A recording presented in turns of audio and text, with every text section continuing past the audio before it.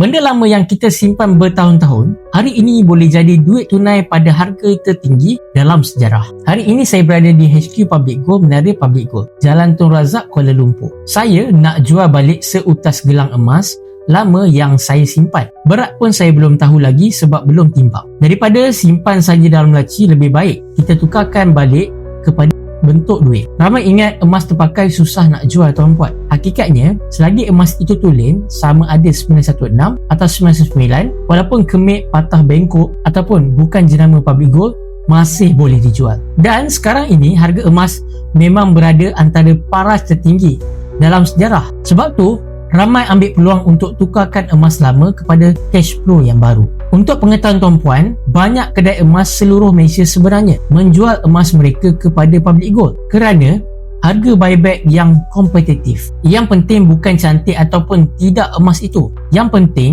emas itu tulen dan prosedur nak jual pun sangatlah mudah. Sebelum anda walk in ke mana-mana branch ataupun cawangan Public Gold, pastikan tuan-puan sudah daftar sebagai ahli terlebih dahulu. Bila sampai di cawangan, hanya scan QR di kaunter untuk ambil nombor giliran. Lepas tu, staf akan minta IC untuk pengesahan dan emas fizikal untuk proses timbang serta uji ketulenan. Berat emas akan dinilai ikut grade ketulenan semasa, kemudian didarab dengan harga pasaran hari tersebut. Sekiranya tuan-puan setuju dengan harga yang ditawarkan, bayaran akan dimasukkan terus ke akaun bank tuan-puan. Dan biasanya dalam tempoh sekitar 2 hingga ke 3 jam sahaja, alhamdulillah, urusan jual balik emas itu pun dah selesai. Tuan-puan, mudah sahaja sebenarnya. Beli emas, dapat emas. Jual emas, tuan-puan dapat duit. Itulah fungsi emas yang ramai orang baru mula faham sekarang ini. Bukan sekadar barang kemas, tapi aset simpan yang boleh dicairkan bila diperlukan. Kalau tuan-puan